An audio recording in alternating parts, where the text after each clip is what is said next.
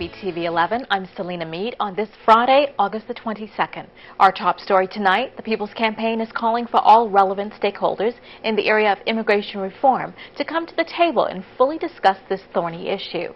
Following last night's town hall meeting at St. Paul's AME Centennial, People's Campaign representatives Jason Hayward and Chris Ferber are stressing the need for dialogue to take place sooner rather than later. The House reconvenes in November. We don't want to wait until the House reconvenes to get some action in terms of immigration reform. We think that's an exercise that can begin immediately. So we're calling on all relevant stakeholders to come to the table and have a reasonable conversation around what comprehensive immigration reform looks like, and then an outline process in terms of implementation. And is it your anticipation that that type of meeting will take place, like, momentarily? It's in the best interest of the country for that type of meeting to take place. When we've had discussion with members of the public, there's a huge amount of frustration and anxiety out there. And in order to alleviate that frustration that's there, what we want to do is let's get those meetings rolling.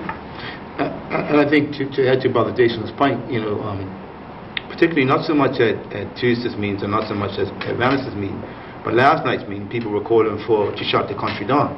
And I think we gave an explanation as to in the end what is that going to achieve, because the laws are the law. We have issue if you shut the island down tomorrow, the next day you still got the laws that are confronting us. And I think that basically we want to put forward 4 steps to the government as to what we think the next process should be, and based on that, and they, of course, what they're saying to us, this is the People's Campaign. If we decide this is what we want to do, and we say, yeah, that's true. But I think if you look at the relationship that we worked with over the past 7 months with the government, we have, as Brother Jason said, we have respectful dialogue between each other. Now we're going back after talking to constitutional lawyers here in Bermuda and also overseas. They're giving us, what we think is some sound advice to go forward. And all we're saying now, give us a chance to go back to the government and then see what the government's position is going to be before you decide we want to shut the island down or whatever you think we need to do. The erroneous notice regarding the removal of an old tree in Hamilton has prompted Bermuda Environmental Sustainability's Task Force, BEST, Chairman Stuart Hayward, to call for better protection of our trees. It's not an uncommon sight for us to see car drivers looking for a tree to park under for the shade, but let's be real, there are more value to trees than that. If you add up all the services that a tree provides over its 50-year lifespan, it adds up to $1.6 million per tree. So first I'd like us to appreciate the value of a tree. And then from the government, we'd like first that they cease any plans to remove this particular tree without adequate consultation. Second, that they halt any plans to remove, cut down, eradicate, or in any other way do away with mature trees in the city of Hamilton without giving the public adequate notice and a reasonable time in which to consider and respond. Third, that we change the thinking that devalues trees and replace that kind of thinking with policies and practices that recognize the true value of trees to our landscape, to our well-being, to our tourism product, and to the economy as a whole. And fourth, that we start treating trees according to their true value.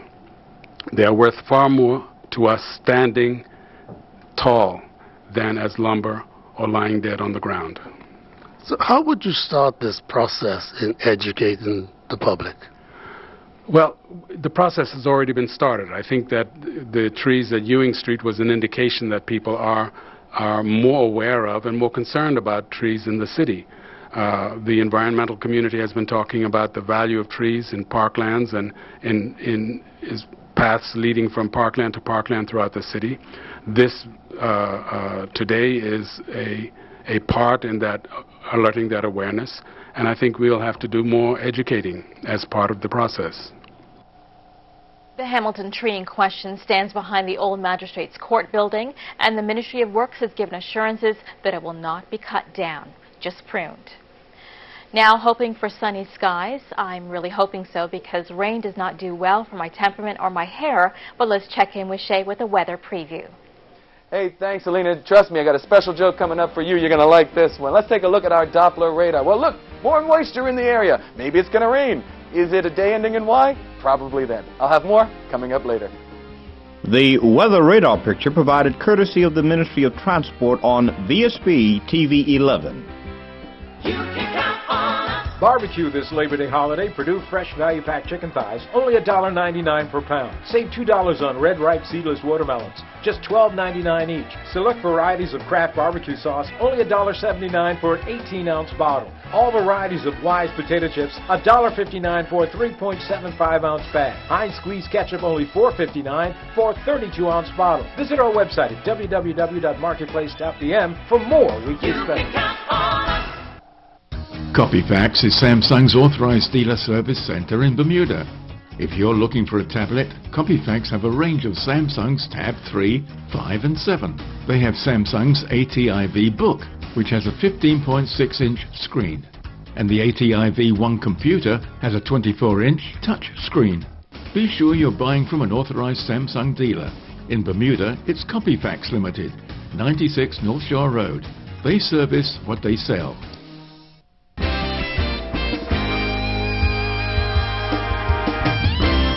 Welcome back to Vsb TV 11. A dedicated cruise ship for the town of St. George's is still not in the cards, according to the mayor, Garth Rothwell. Following his return from Britain and Europe, where a delegation held talks with cruise ship operators, the mayor is not optimistic. We've had an ongoing problem with taxis in the evening in the town. I suspect it's partly because the taxi owners see a low demand in the evening in the town in the past.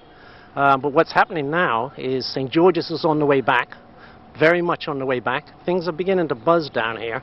I mean, it's taken into account, for instance, we have an awful lot of bed and breakfast places that are opening up, and of course they come out to the restaurants. We've got, I actually counted them up this morning, we've got something like 15 restaurants in the St. George's area. That includes over on our beaches, up in the St. George's Club, and in the town. We do apologize, we did have the wrong clip. We'll be showing that future. With St. George's being a World Heritage Site, is there a little bit more energy that could be put into putting this place a little further ahead? I believe so. I believe so. I'm an optimist. I can't see that there isn't a solution here, and I think the way to do it and go forward is to get the restaurant owners and the taxi owners, maybe the the taxi association, and the dispatchers. I think it just needs them to talk. There's got to be a solution there, and the demand's going up. So I think it's more likely to be a place that the taxis would like to come in the evenings. Land transport continues to be a challenge to the old town, especially in the area of taxis. But on this, the mayor is optimistic.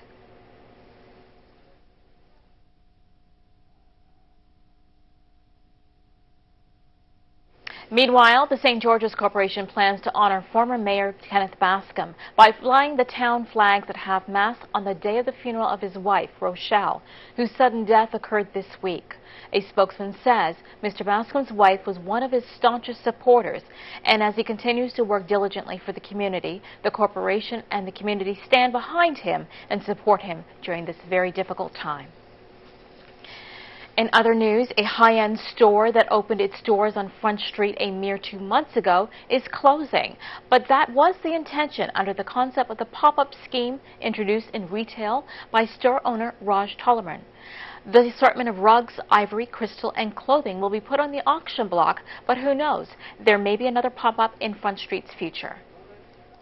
The concept of the pop-up is, I guess, the results of what would be modern economics, and that's a result of test the market, get a fast result. You don't have to really commit to a long-term lease. It's this business of getting in, testing the market, see what works. A lot of sort of name brands get in and they come in for the season to have a result of when there's a lot of street traffic. Our street traffic is here in the summer. So are you saying that it was never your intention to remain here?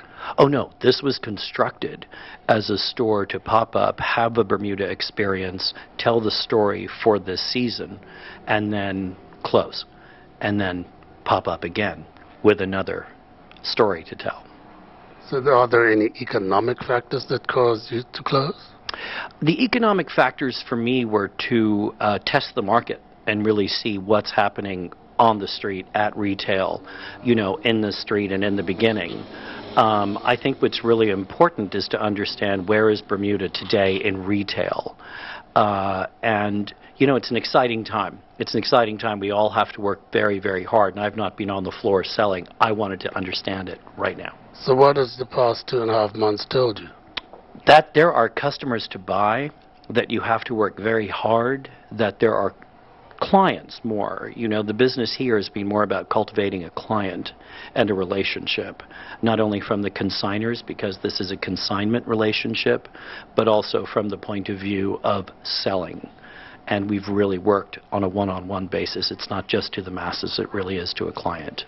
Now, these goods are very high-end. I would have thought this would be an opportunity to stay on the market, since Front Street needs this kind of thing. Yes, that's correct. But I think true to form in the real sense of a pop-up would be, this is, all in all, it becomes an event. And it becomes an event not only for myself, to get in and then discover what's new and then pop up again, but also to discover what I would offer in the future. There's art to be viewed all over Bermuda. Adrienne Smatt has all the details. I'm here at the Bermuda National Gallery for a new segment we're calling The Arts Corner. All over the island, art shows and events are happening. The Bermuda National Gallery is having lunchtime talks hosted by the featured artists. Head on over to City Hall this Wednesday at 12:30 for Teresa Airy's discussion on her artistic process and her portfolio of work. At the Masterworks Museum of Bermuda Art, satirical artist-in-residence Cal displays his Bermuda-inspired works in the Rick Ferries Gallery. He's best known for his political works in The Economist and The Baltimore Sun. That will be on display through August 27th. After that, there's the artworks by the summer program students, the opening for which is on Friday, August 29th. Masterworks has 2 other spaces to explore as well. But at the Bermuda Society of Art, also on the 29th of this month, they will be opening their Trash Art Show. They have an online form to fill out if you're interested in participating, where they say, "We invite artists to stretch their imagination and address the concept of reuse and recycling discarded trash, which endangers our fragile island environment." Entries are welcome from schools, art camps, and individual artists.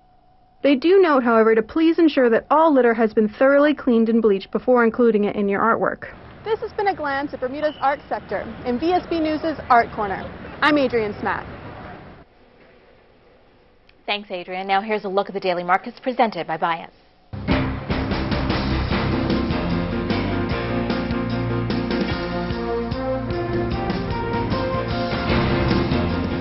Here are the daily markets presented by Bias. Markets reacted to commentary by heads of key central banks at an ongoing conference. Equities pulled back while bond prices closed higher.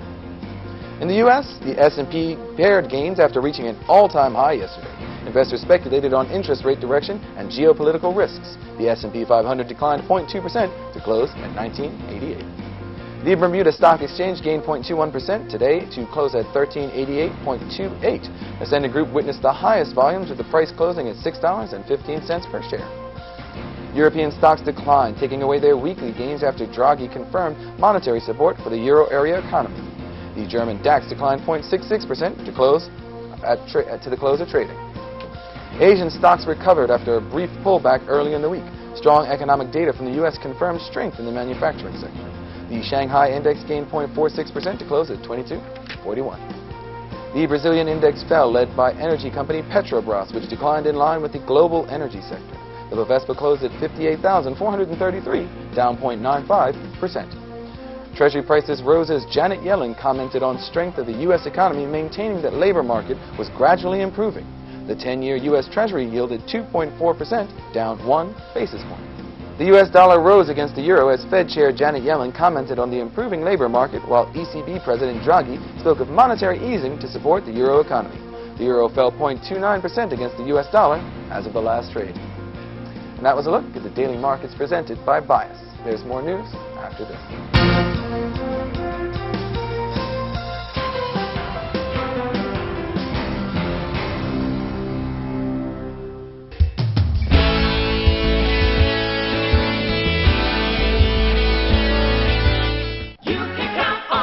Save 50 cents on imported ripe mangoes this Labor Day holiday, just $1.49 each. Certified Angus beef tucked sirloin steaks, $8.99 per pound. All varieties of Breyer's ice cream, just $6.29 for a 48-ounce tub. Select varieties of Gain 2X laundry detergent, only $7.99 for a 50-ounce bottle. All varieties of Yoplait yogurt, just $1.09 for a 6-ounce tub. Have a safe and happy Labor Day holiday from the marketplace.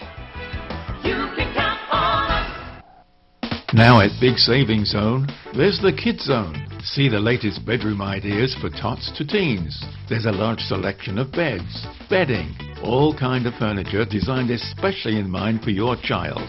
And see the array of accessories for all ages. Big Savings Zone is the home of Ashley Furniture and Serta Mattresses in Bermuda. And the Kids Zone is only at Big Savings Zone, at the end of Stocks Road, St. David's.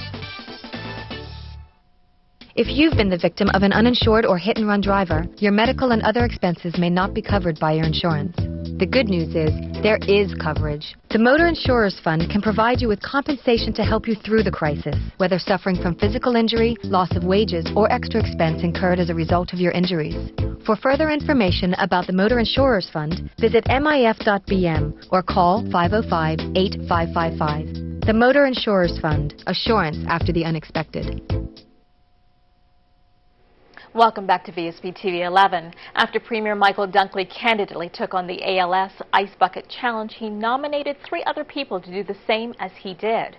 Raise awareness for the debilitating disease. With that, the global ice bucket craze for charity, where otherwise dignified individuals submit to a sudden drenching of ice-cold water, has reached Government House. His Excellency the Governor, George Ferguson, stoically submitted to the ignominy today in Government House Garden to raise awareness and funding for Lou Gehrig's disease. Before the drenching, the Governor said, "I have friends who have died from motor neuron disease, and I'm very happy indeed to make a contribution to research on ALS, which is a form of motor neuron disease. But I thought it would be right also to make a contribution to a charity in Bermuda. So I've asked Ann Smith-Gordon of PALS to do the actual pouring." Bermudian Eric Bean has become recognized choreographer in several major American cities, including Las Vegas, but he still makes time to return home to Bermuda to help local dance companies, including his own, put on high standard performances. He is doing just that at the moment for Troika's Beauty and the Beast production at the Ruth Seaton James next weekend, and he is clearly enjoying the experience. Not everybody who dances can also choreograph. It's a very unique skill set. You know, you have to not only understand movement and how it communicates to other people, but you have to understand what the human eye finds appealing and understand body placement and shapes, because you know the last thing you want to do is have somebody come into a performance and feel like they've been there for a very long time. You know, you want them to feel like no time has gone at all, you know, and they really take something away from the experience. So you've now put together over your career, I would say a short career, it's not been a short career, has it? But you've had a tremendous amount of work, and some of it back here in Bermuda. Yes, I have. In 2011, I started my own company here based in Bermuda. It's a registered charity called Jericho Dance. And from there, I've had the opportunity to create 2 shows here in Bermuda. And I've also choreographed a number of works for United Dance Productions Junior Company, as well as the Bermuda government's Emancipation Celebration, and most recently I choreographed for Troika's Once on This Island. Now you've got Beauty and the Beast. Yes. Are you tempted to look at the way it's been done in the past, or you've decided to go for broke? Well, actually, one of the things that I always try and do is do a little bit of research whenever I'm given a new project, especially a project that's so specific as Disney's Beauty and the Beast. It's such an iconic show, and it's already been done several ways that have been fantastic. So I wanted to try and look at as much footage as I can to draw inspiration from there, and then try and make it my own and make it unique to the students here in Bermuda and to Troika Bermuda. Now, you have auditions, so I presume that's been a help. Yes. But what's been the standard that you've seen?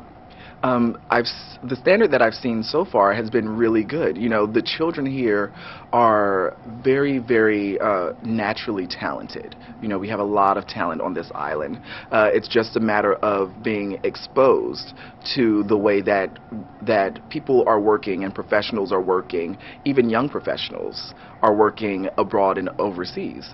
You know, so I really applaud Troika for trying to bring this experience to the young people and showing them a new way of working, and that, you know, even though we're on an island and, you know, we have this laid-back island mentality, which is, you know, great for some things, but when it comes to things of this magnitude and this nature, we're trying to push them a little bit more and get more out of them. We keep telling them we're working on New York time. Hi, I'm Peter Javetic, host of Season to Taste. Tune in on Tuesday night during the Vsb Tv 11 News. I'll be here preparing this lovely dish of snapper with tomato chutney, and find out what the Gosling's Wine of the Week is. Tuesday during the Vsb TV 11 News.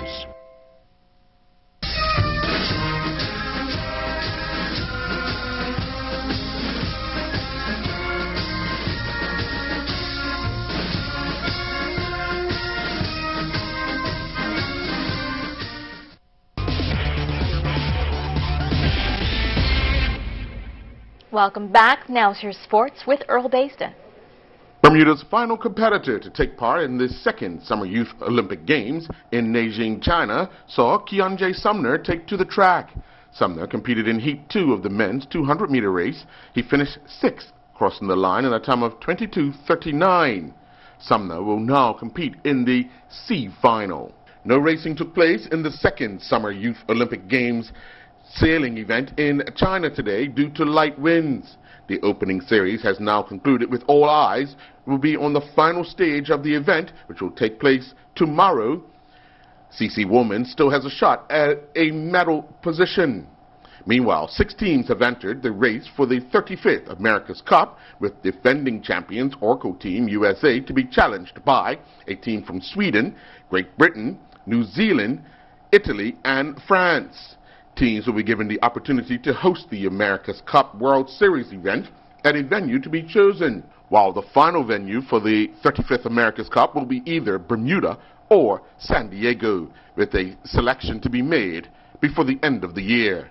Bermuda's women's national team continued competing in the Caribbean Football Union's Women's Championships in Trinidad and Tobago last night, going down 9-1 to Jamaica at the Otto Bolden Stadium.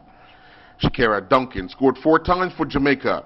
Donna K. Henry scored twice, while captain Alicia Wilson and Vernicia Reed both scored a goal each. They also got an own goal. Shantae Todd scored the lone goal for Bermuda. The United States of America won the toss yesterday and sent Bermuda to bat in the Under-17 ICC America's Development Tournament going on at the National Sports Center. Bermuda were bowled all out for 150. Captain Alex Dorr was the top scorer with 85.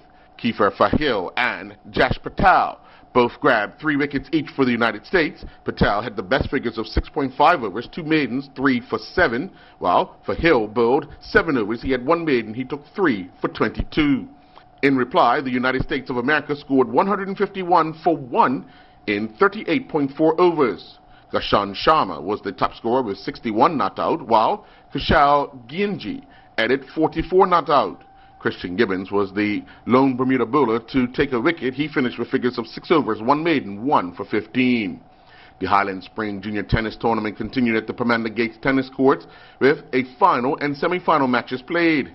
Nick Cooper needed 3 sets to defeat Amir Thomas and win the boys' 12 singles final 7-6, love 6, 10-8. While Messiah Selassie reached 2 singles finals. Selassie defeated Ben Lyons in his boys' 16 singles semifinals in straight sets 6-love, 6-love, and then he defeated Thomas in the boys' 14 singles semifinals in straight sets 6-love, 6-1.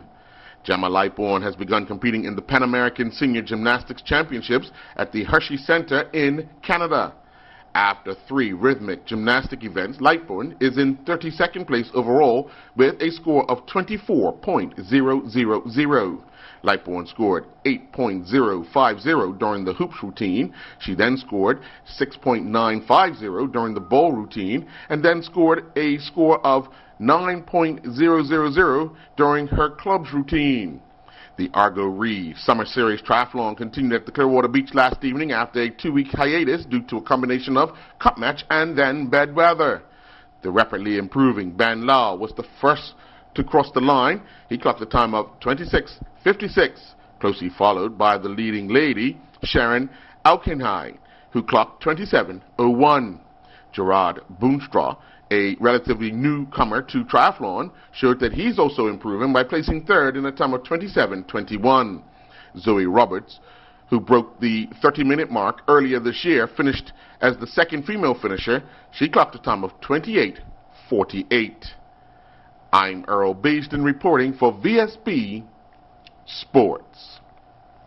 Outlast any storm with the most advanced alkaline battery. This weather segment is brought to you by Duracell Quantum. Well, a couple of showers here and there, but at least it cleared up for happy hour. I'm Jay Barker, and this is your weekend weather. Let's take a look at our weather shot for today. Well, this one's taken by Cheryl Fluke this morning at 6:30 a.m. over Smith's Island. And I say red sky in the morning, sailor's warning, but I'll tell you what, it does make for a beautiful picture. This is a great one sent in this morning, and you can see a lot of cloud cover there. A little bit of rain, but it did warm up, and it was actually a pretty nice day from here and there. Thanks to Sheriff Fluke for sending that in. Our highs and lows today, we saw a high temperature of 85 degrees at 2 p.m. 78 was our low temperature at 6:30 a.m. Currently, we're looking at 80 degrees. Humidity is 85%. Winds out of the west-southwest at 12 to 18 knots, and your barometric pressure is dropping at 30.01 inches.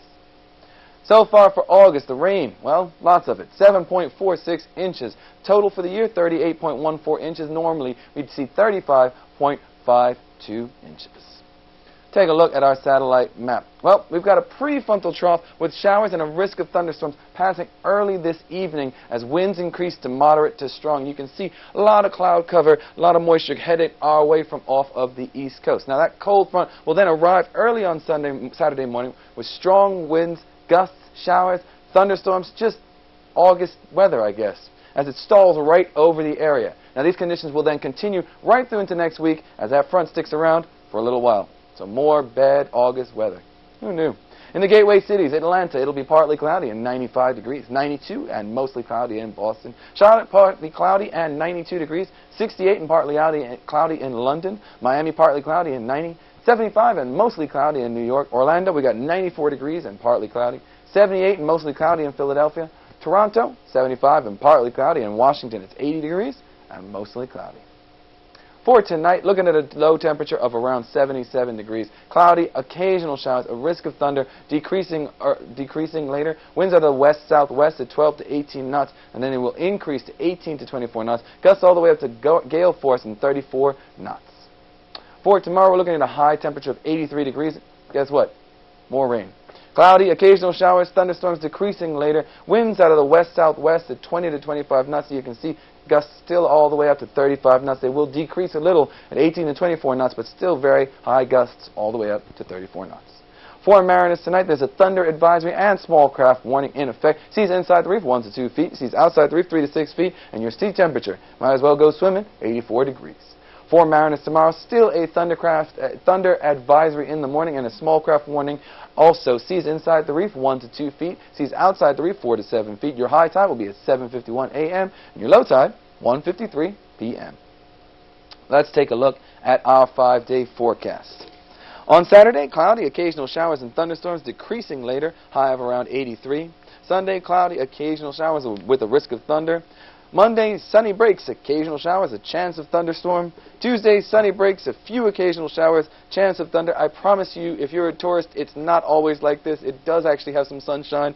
Wednesday, sunny periods, breezy, occasional showers, high of 84, but there is some uncertainty for that forecast because there's a possibility of some development, and we're going to be checking out the path of a tropical cyclone possibly headed our way. Now it's time for our photo winner of the week. This is a great shot sent in by Evika Bove. And if this doesn't make you want to swim, nothing ever will. Just a great shot of Bermuda, the blue sky, blue water. This is a great shot, and congratulations to her. She's going to win dinner for two, and you could be next week's winner, so make sure you send in your shot. I'd like to thank the Bermuda Weather Service for all their help, and here's your bad joke for the weekend. I used to have a job crushing cans. It was so depressing. That's it for me. Enjoy your weekend. Outlast any storm with the most advanced alkaline battery. Today's weather forecast was brought to you by Duracell Quantum. That was a funny one. Wishing you a safe and wonderful weekend. Good night, Bermuda. Outfit for Che Barker, provided by Alexander at the English Sports Shop.